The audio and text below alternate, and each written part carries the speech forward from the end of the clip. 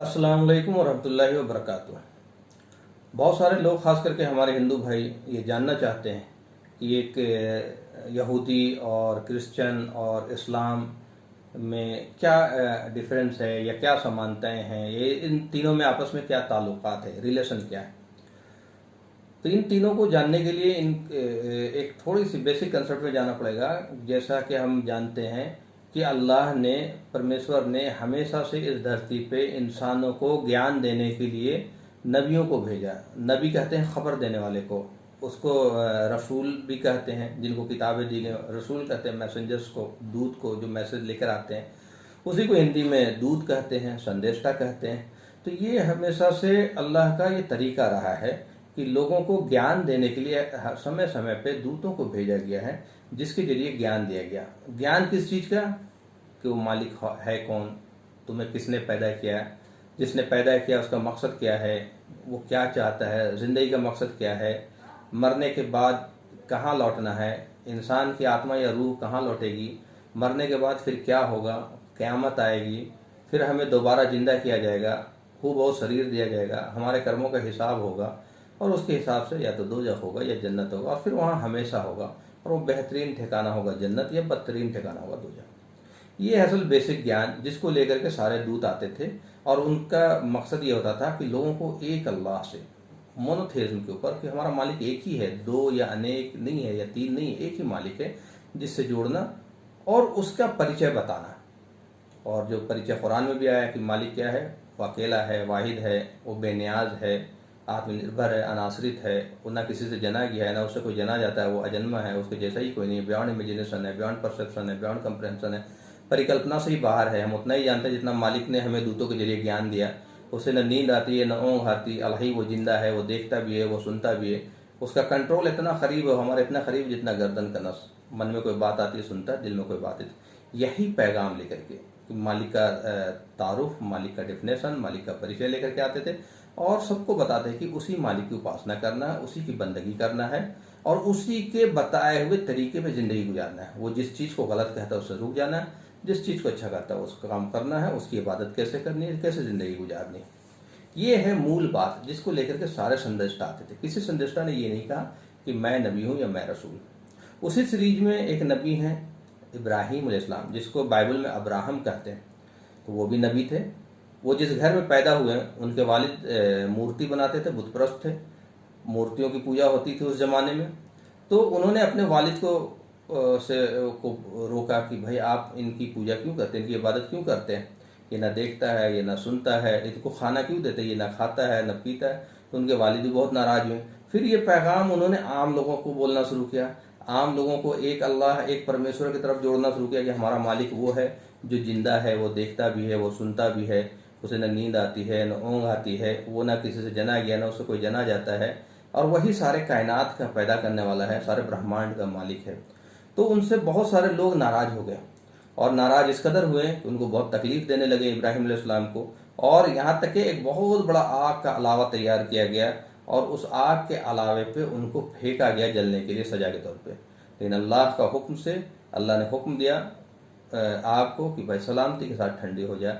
तो वो आग जो है उनको बिल्कुल जलाई नहीं, बल्कि सलामती के साथ जो है वो ठंडी हो गई। तो वो कौम देख करके बहुत सारे लोगों ने यकीन कर लिया कि ये अल्लाह के नबी हैं और इनकी बातों को मानना चाहिए। तो वो जो लोग उनको माने उनको मुसलमान कहा गया। मुसलमान का मतलब ही होता है एक मालिक में ईमान रखने वाला, एक मालिक में यकीन करने वाला, जैसा कि अभी हमने डिफिनेशन बताया, और उसके सिवा किसी और की बंदगी ना करता हो, उसी को मुसलमान कहते हैं। तो इब्राहिम अलैहिस्सलाम फिर प्रीचिंग करने लगे, लोगों को एक मालिक की तौहीद की, मोनोथेइज्म की पैगाम देने लगे। उनके दो बेटे थे दो अलग अलग बीवियों से दो बेटे थे, एक इसहाक और एक इस्माइल। इस्माइल अलैहिस्सलाम को वो भी नबी थे, और इसहाक अलैहिस्सलाम वो भी नबी थे। इस्माइल अलैहिस्सलाम को उनकी वालदा, उनकी मदर के साथ अल्लाह के हुक्म से, अल्लाह ने का हुक्म हुआ तो वो मक्का शहर छोड़ करके आए। उस वक्त वो शहर नहीं था, मक्का एक मतलब बिल्कुल बेआबान जगह था जहाँ पे इनको छोड़ के आए। ये छोटे बच्चे थे इस्माइल अलैहिस्सलाम, और उनकी वालदा को, उनको हुक्म हुआ वहाँ छोड़ने के लिए, तो वो छोड़ करके आ गए। उनकी हाजरा अलैहिस्सलाम जो उनकी बीवी थी वो पूछ रही थी कि आप हमें क्यों छोड़ रहे हैं, क्या ये अल्लाह का हुक्म है? तो उन्होंने बोला हाँ अल्लाह का हुक्म है। तो उनको मालूम था कि भाई ये नबी हैं, अगर अल्लाह का हुक्म है तो अल्लाह मुझे जाया नहीं करेगा, और वो छोड़कर चले गए। उनकी जब बच्चे को पानी की प्यास लगी तो बच्चा जो है प्यास से चिल्लाने लगा, तो उनकी वालदा जो है 2 पहाड़ी सफ़ा और मरवा के बीच दौड़ती थी ताकि पानी मिल जाए। तो जब वो थक हार के कई चक्कर लगा करके आ गई अपने बेटे के पास, तो बेटा जब एड़ी से, इस्माइल अलैहिस्सलाम एड़ी से ज़मीन पटक रहे थे, तो उससे पानी का फव्वारा जारी हो गया, और पानी इतना तेज़ जारी हो गया कि उनकी वालदा को कहना पड़ा जम जम, मतलब ठहर जा ठहर जा। तो ये जमजम पानी जो है वो 4000 साल पहले तब से निकला हुआ आज तक वो पानी वैसे ही वहाँ निकल रहा है। और वही पानी को जब लोग हज करने जाते हैं तो बहुत ही सेक्रेट पानी है, बहुत ही ख़ास मतलब मुतबरक पानी है, जिसको लेकर सारे मुसलमान आते हैं। तो ये तो हुआ एक बेटे इस्माइल अलैहिस्सलाम की कहानी। इब्राहिम अलैहिस्सलाम फिर लौटे जब उनका बेटा बड़ा हो गया, और इस्माइल अलैहिस्सलाम के साथ उन्होंने खाने काबा की तामीर की मक्का में। और चूंकि पानी बहुत कीमती चीज़ होता है डिजर्ट के लिए, रेगिस्तान के लिए, तो पानी की वजह से वहाँ पे लोग आसपास आबाद होने लगे, काफिला उधर से गुजरने लगा, और वो धीरे धीरे जो है वो जगह जो है बस्ती जो है बस गई और लोगों से आबाद हो गई। फिर जब ये इब्राहिम अलैहिस्सलाम लौटे तो अपने बेटे के साथ उन्होंने एक घर तामीर की लोगों की इबादत के लिए, जिसको बैतुल्लाह कहा गया, खाने काबा कहा गया। तो ये 4000 साल पहले इब्राहिम अलैहिस्सलाम और उनके बेटे इस्माइल अलैहिस्सलाम की तामीर की हुई ये इमारत है खाना काबा, जो तब से हज का एक तरह से प्रोसेस चल रहा, और आज भी मोहम्मद सल्लल्लाहु अलैहि वसल्लम भी आने के बाद इस हज के प्रोसेस को कंटिन्यू किया। तो एक तरफ तो ये खाना काबा होगा, दूसरी तरफ इब्राहिम अलैहिस्सलाम के जो दूसरे बेटे हैं इसहाक अलैहिस्सलाम, वो इसहाक अलैहिस्सलाम और उनकी वालदा ये यरूशलेम में जाकर के बसे, और वहाँ पे इन्होंने बैतुल मुक़द्दस, जिसको आज हम कह रहे हैं, बैतुल मुक़द्दस की तामीर की। बैतुल मुक़द्दस जो है वो अल्लाह की इबादत के लिए वहाँ की घर तामीर की। तो ये खाने काबा इस्माइल अलैहिस्सलाम के साथ तामीर किया, और बैतुल मुक़द्दस इसहाक अलैहिस्सलाम के साथ तामीर किया इब्राहिम अलैहिस्सलाम ने। तो वो जगह बैतुल मुक़द्दस कहलाई और ये खाने काबा कहलाया। तो ये इब्राहिम अलैहिस्सलाम के जो बेटे थे इसहाक अलैहिस्सलाम, वो भी नबी थे, इस्माइल अलैहिस्सलाम वो भी नबी थे। इसहाक अलैहिस्सलाम के डिसेंडेंट में बहुत सारे नबी आ रहे हैं, बहुत सारे नबी आ रहे हैं। उनके डिसेंडेंट, उनके बेटे थे याकूब अलैहिस्सलाम, उनके बेटे थे यूसुफ अलैहिस्सलाम, फिर उनके बेटे, फिर उनके डिसेंडेंट 12 बेटे थे, तो 12 कबीले बनी इसराइल के हो गए। फिर उनमें से एक नबी आए मूसा अलैहिस्सलाम। तो ये मूसा अलैहिस्सलाम की कौम जो है बेसिकली बनी इसराइल की कौम, जो मूसा अलैहिस्सलाम ने यहूदियों के कौम को, बनी इसराइल के कौम को फ़िरऔन से छुटकारा दिलाया था, और फिर ला करके उनको फ़िरऔन से छुटकारा दिला करके दूसरी जगह पे बसाया था उनको। तो ये मूसा अलैहिस्सलाम के बाद भी उनके बीच बहुत सारे नबी हमेशा से बनी इसराइल में हमेशा से नबी आते रहे। ज़्यादातर नबी बनी इसराइल में आए, और मूसा अलैहिस्सलाम भी उसी में से, जिसको यहूदी मानते हैं और हम लोग भी मानते हैं कि मूसा अलैहिस्सलाम अल्लाह के नबी हैं। उसके बाद उन्हीं में से ईसा अलैहिस्सलाम आए, जो ईसा अलैहिस्सलाम मरियम अलैहिस्सलाम के बेटे हैं, जिनकी मरियम अलैहिस्सलाम की शादी नहीं हुई थी, miraculously without any male intervention, without father, Allah Taala ने ईसा अलैहिस्सलाम को पैदा किया था। जब ईसा अलैहिस्सलाम बड़े हुए तो उन्होंने भी एक अल्लाह की दावत दी, चूँकि वहाँ पे बहुत सारे बिगाड़ आ गए थे, बहुत सारी गलत चीज़ें होने लगी थी। तो यहूदियों ने ही, चूँकि यहूदी कौम में आए थे और बनी इसराइल में ही आए थे, ये भी उन्हीं के कौम में से थे, लेकिन यहूदियों के कुछ उलमा, कुछ लोग जो धर्म को पैसा कमाने का जरिया बना चुके थे, उन्होंने ईसा अलैहिस्सलाम के ख़िलाफ़ कॉन्स्पिरेसी की, और इनको जो है रोमन एम्पायर के जरिए इनको जो है सूली पे चढ़ाने का काम किया। जबकि कुरान के हिसाब से, कुरान ये के जो इन्फॉर्मेशन देता उसके हिसाब से जिन्होंने ईसा अलैहिस्सलाम के साथ धोखा किया था, अल्लाह ताला ने उसी को ईसा अलैहिस्सलाम की शक्ल दे दी, और ईसा अलैहिस्सलाम को अल्लाह ताला ने जिंदा जो है आसमान पे उठा लिया था। तो ये बनी इसराइल की ये सारी कहानी है ईसा अलैहिस्सलाम तक। उसके बाद इस्माइल अलैहिस्सलाम के डिसेंडेंट, इब्राहिम अलैहिस्सलाम के बेटे इसहाक अलैहिस्सलाम, और उससे सारे उनके सारे डिसेंडेंट में बहुत सारे नबी हैं। मूसा अलैहिस्सलाम भी है जिनको यहूदी मानते हैं, ईसा अलैहिस्सलाम भी है जिनको क्रिश्चियन मानते हैं, और मुसलमान इन दोनों को मानते हैं, बल्कि सभी को मानते हैं। इस्माइल अलैहिस्सलाम के जिनको मक्का में छोड़कर गए थे, उनके डिसेंडेंट में से, उनकी नस्ल में से आखिरी नबी मोहम्मद सल्लल्लाहु अलैहि वसल्लम आ रहे हैं, और ये ईसा अलैहिस्सलाम के 600 साल बाद आ रहे हैं। तो चूंकि हर धर्म में करप्शन आता रहा वक्त के हिसाब से, और लोकली जो है नबी आते रहे उनको समझाने के लिए, बताने के लिए, सुधारने के लिए, और जो लोग ईमान ले आते थे तो वो लोग हक पे होते थे, सही रास्ते पे हो जाते थे, और उन्हीं को अरबी में मुसलमान कहते हैं और बिलीवर कहते हैं। तो जो लोग मान लेते थे नबी को वो हक पे थे, राह रास्त पे हैं। उसके बाद जब बिगाड़ आया ईसा अलैहिस्सलाम के कौम में भी, तो आखिरी नबी 600 साल बाद मक्का में मोहम्मद सल्लल्लाहु अलैहि वसल्लम आ रहे हैं। फिर उन्होंने, चूंकि मक्का में जब मोहम्मद सल्लल्लाहु अलैहि वसल्लम पैदा हुए तो उस वक्त खाने काबा में 360 मूर्तियां रख दी गई थी जब तक, और लोग बुत परस्त हो चुके थे, मूर्तियों की पूजा करते थे, और वहाँ ज्यूज भी, यहूदी भी बसते थे और क्रिश्चियन भी बसते थे। तो अल्लाह के रसूल मोहम्मद सल्लल्लाहु अलैहि वसल्लम उनको दावत दे रहे थे, तौहीद की दावत दे रहे थे।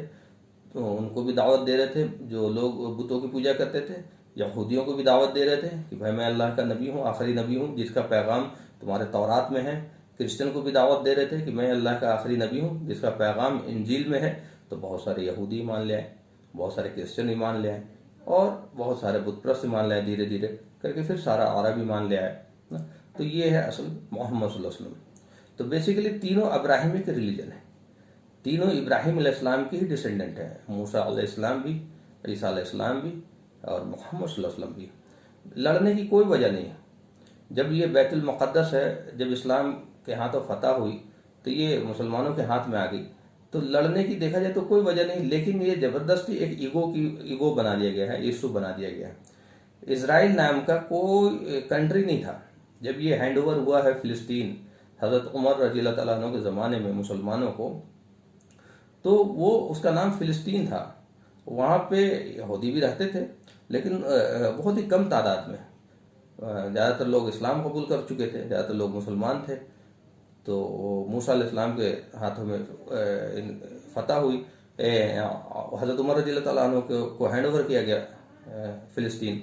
उसके बाद क्रिश्चियन ने उस पर अटैक करके, मुसलमानों पर अटैक करके मुसलमानों से इसका कब्जा छीन लिया, और बहुत सालों तक उनका हुकूमत रहा। उसके बाद सुल्तान सलाहुद्दीन अयूबी आए, मुसलमानों के एक बादशाह, फिर उन्होंने लड़ाई करके फिर से बैतुल मुक़द्दस जो है अपने अंडर में कर लिया।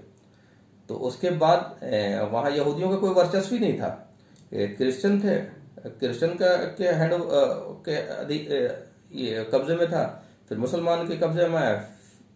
उसी तरह से सुल्तान सलाहुद्दीन अयूबी के ज़माने में मुसलमान कब्जे में आए। यहूदी तो कहीं पिक्चर में नहीं था।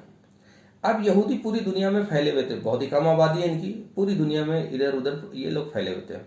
जब हिटलर ने, जो कि हिटलर खुद क्रिश्चियन था, और हिटलर ने 60 लाख यहूदियों को कत्लेआम किया, जो कि बहुत ही गलत था, नस्ल के बेस पे किसी को कत्ल करना। 60 लाख यहूदियों को कत्ल करिए, तो सारे यहूदी जो हैं वहाँ से भागने लगे। वहाँ से भाग करके उनको याद आया अपना पुराना जगह कनान, जो बाइबल में उसका है लैंड ऑफ, जो कनान जो है वो जो इनको लैंड ऑफर किया गया था बनी इसराइल को, तो वो जगह याद, ये लोग धीरे धीरे भागकर वहाँ बसने लगे। चूंकि उस वक्त ब्रिटिश हुकूमत थी, तो ब्रिटिश हुकूमत ने इनका सपोर्ट करके एक तरह से मुसलमानों के साथ धोखा किया, और एक डिक्लेरेशन लाया, बालफोर डिक्लेरेशन। बालफोर डिक्लेरेशन के तहत उसको एक इसराइल स्टेट घोषित कर दिया, एक इसराइल का लैंड घोषित कर दिया। यहाँ से डिस्प्यूट शुरू हुआ, और ये लोग धीरे धीरे, जब सारी दुनिया में ये लोग पिटने लगे यहूदी, तो ये वहाँ गए, वहाँ शेल्टर मांगा। जब ये पूरी दुनिया से भाग कर आए तो वहाँ फिलिस्तीन ने इनको शेल्टर दिया। आप गूगल में सर्च करेंगे तो आपको लिखा हुआ मिलेगा बड़े बड़े बोर्ड में कि इनकी जब जहाज आए थे फिलिस्तीन के पास, तो उन्होंने रिक्वेस्ट किया फिलिस्तीनियों से कि आप हमें यहाँ पनाह दें, पूरी दुनिया में हमें लोग मार रहे हैं, हिटलर ने हमें बहुत बर्बाद कर दिया है। तो इनको रहम आ गया मुसलमानों को, और इन्होंने इनको शेल्टर दिया। लेकिन ये क्या किया कि धीरे धीरे, जैसे आपका कोई 5 कमरे का घर हो और कोई आदमी मजबूर आपके घर आ जाए कि भाई मुझे थोड़ी देर के लिए पनाह दे दो या कुछ दिनों के लिए पनाह दे दो, आपने एक रूम उसको दे दिया। लेकिन वो आदमी इतना शातिर निकले कि धीरे धीरे और लोगों की मदद से आपको ही बाहर निकाल दे और आपके घर पे कब्जा कर ले। अब आप जब उनसे अपना घर मांगो तो आपको कहे ये टेररिस्ट है। तो यही चीज़ हो रहा वहाँ पे। ये फिलिस्तीनियों का जगह था, ये मुसलमानों का जगह था, ये ज़बरदस्ती घुस करके जिनको शेल्टर दिया था मुसलमानों ने कब्जा कर लिया, और अब जब फिलिस्तीनी अपनी ज़मीन मांग रहे तो इनको कहते ये टेररिस्ट है। तो ये है बेसिक कहानी। बेसिकली ये ईगो की लड़ाई है जबकि ये मतलब यहूदियों की तरफ से युगों की लड़ाई है, ये मुसलमानों की जगह थी, मुसलमानों की जगह है, और उन्होंने इनको शेल्टर दिया था। इनका अब कोई हक नहीं बनता था। हाँ, ये उनका एहसानमंद होने के बजाय मुसलमानों के ये उनके साथ गद्दारी किया, और उसके साथ जो है अब वो बेचारे अपने हक की लड़ाई लड़ रहे हैं।